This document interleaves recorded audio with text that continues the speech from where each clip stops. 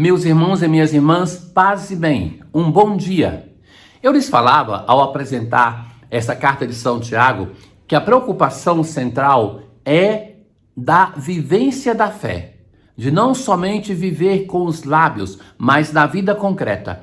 Isso é um tema muito importante sobretudo para o cristão leigo e leiga que vive no mundo, no século. Porque a experiência religiosa não é somente para ser feita dentro da igreja, mas é para sair da igreja e viver lá fora. Viver na celebração litúrgica na igreja é fácil. O difícil é sair e ali fora nós colocarmos em prática.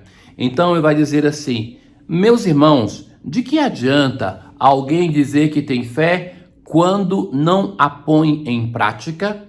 E é isto aqui que é o tema central da leitura de hoje. Se você encontra, imagine que um irmão ou uma irmã não tem o que vestir e lhes falta a comida de cada dia. Se então alguém de vós lhe disser: ide em paz, aquecei-vos e comei à vontade. Parece absurdo, mas nós temos pessoas de vida de igreja que faz isso.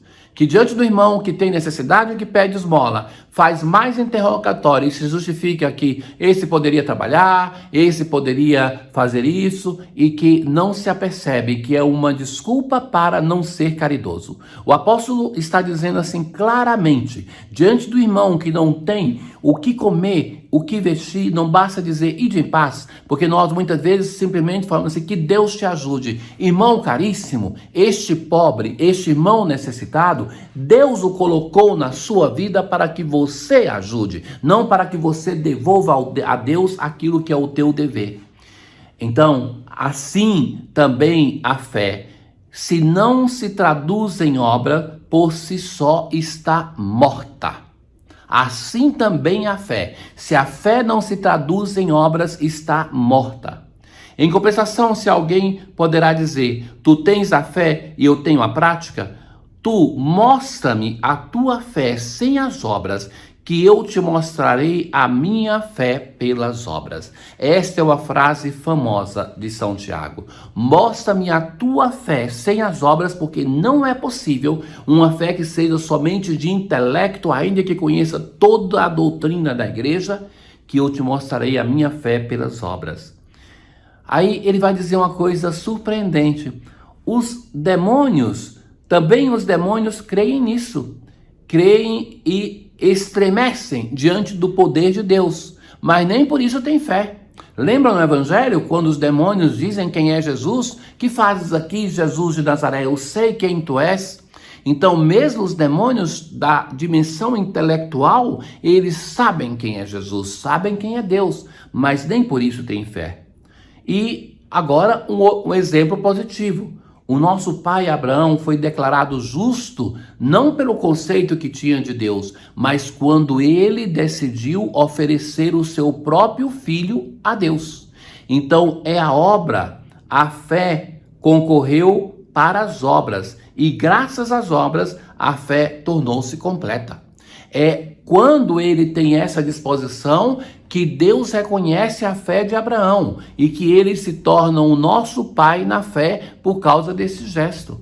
Abraão é a primeira pessoa que antes da disposição de oferecer o seu filho, é a primeira pessoa que manifesta fé na Bíblia. Mas ele vai consolidar a sua relação com Deus quando tem disposição de colocar a sua fé em prática. Estais vendo, pois, que o homem é justificado pelas obras e não simplesmente pela fé. É esta frase que irritava Lutero, porque ele dizia que o homem é justificado, é santificado pela fé. E Tiago vai dizer, não é somente pela fé, é também pelas obras. As obras que manifestam a fé que nós temos. Assim como o corpo sem o espírito é morto, assim também a fé sem as obras é morta. Caríssimos, levemos em consideração esse texto de uma força inacreditável. Avaliemos as nossas obras de caridade, avaliemos a nossa relação com os irmãos necessitados, abandonemos as nossas desculpas para não ajudar as pessoas. Sabe que é para mim chocante ouvir alguns discursos de alguns bairros de Brasília que fazem assim a proposta e têm coragem de apresentar a proposta para nós, comunidade eclesial, e pessoas de igreja que acham uma maravilha, que é: vamos tirar todos os pobres do nosso bairro, não se deve dar esmola e nós damos ao Estado para que os pobres saiam do nosso caminho. Em uma sociedade de tanta segregação como é o Brasil, é vergonhoso. O Brasil é uma vergonha e nós continuamos a pensar que é uma nação das belas relações, que tudo vai bem. Nenhuma nação do mundo praticamente é tão injusta como a nossa. E nós continuamos, pessoas de fé, a pensar que isso é normal. Não, a palavra de Deus não precisa ser político para isso, é o Evangelho. É o Evangelho de nosso Senhor Jesus Cristo que nos diz que não é correto, que não é certo agir assim. No Salmo responsorial de hoje, nós vamos rezar: feliz é todo aquele que ama com carinho a lei do Senhor Deus. Ama com carinho a sua lei. Ele é correto, generoso e compassivo. Então, a leitura de hoje nos chama a sermos generosos. Feliz o homem caridoso e prestativo. Feliz o homem é aquilo que é a bem-aventurança. Feliz o homem caridoso e prestativo, que resolve seus negócios com justiça. Porque jamais vacilará o homem reto, sua lembrança permanece eternamente. No Evangelho de hoje, Jesus chama a multidão dos discípulos e vai dizer para eles assim: se alguém me quer seguir, lembra do que ele fala para Simão Pedro? Depois daquela bronca que ele dá no apóstolo e nos apóstolos, agora Jesus chama. De novo, Jesus busca estabelecer relação, refazer a ligação com os apóstolos e vai explicar: se alguém quer me seguir, renuncie a si mesmo. Tome a sua cruz e me siga. O que é renunciar a si mesmo? É renunciar ao seu próprio eu, aos seus caprichos, aquele desejo que temos de tudo para nós, de que buscamos a realização nossa.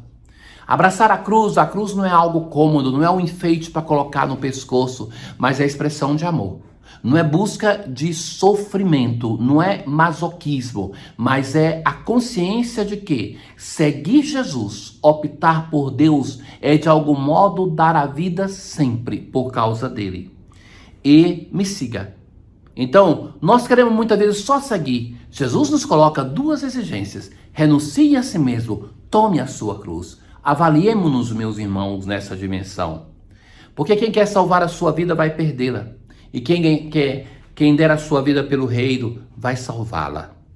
Com efeito, de que adianta ao homem ganhar o mundo inteiro se perde a própria vida? Como ganhar a vida? A vida se ganha doando a própria vida. Se nós pensarmos os santos, uma Santa Dulce dos pobres, São Francisco de Assis, para citar aqueles que são de casa, que estão aqui, brasileiro, como a Santa Dulce, ou franciscano, como é Francisco. Então, pessoas que se doaram cada dia pelos irmãos numa vida de oração. Então, se alguém se envergonha de mim, Jesus também disse que vai se envergonhar dele diante do Pai. Então, disse, não é conclusão o Evangelho: em verdade vos digo, alguns dos que aqui estão não morrerão sem antes terem visto o reino de Deus chegar com poder. E esse reino de Deus chega com poder através da ressurreição do Senhor. E isso alguns dos apóstolos, os apóstolos vão ver, vão se tornar testemunhas. Não porque estavam dentro do túmulo, mas porque acreditaram. E como eles foram testemunhas, nós também podemos ser. Ora, hoje a antífona da Santa Missa vai dizer assim: eles comeram e beberam à vontade. O Senhor satisfizera os seus desejos. O Senhor vem ao nosso encontro. É um pai amoroso. Sabe que o pai severo, sábio, é aquele que dá disciplina ao seu filho, mas também é capaz de conceder. É capaz de satisfazer o desejo. Assim é o nosso Deus. Então veja que no Evangelho de ontem, ele é duro e firme com Simão Pedro, mas hoje ele chama, aconchega os seus apóstolos e fala assim: vocês, para me seguir, vocês têm que renunciar a si mesmo, têm que tomar a cruz para depois me seguir, depois vai insistir com as palavras para fazer-se entender. O Senhor não coloca o sofrimento na nossa vida, não nos quer ver sofrer, mas quer que nós não sejamos filhos mimados, mas que nós possamos amadurecer. Tenham todos um bom dia. O Senhor esteja convosco, Ele está no meio de nós. Abençoe-vos o Deus Todo-Poderoso, o Pai, o Filho e o Espírito Santo. Paz.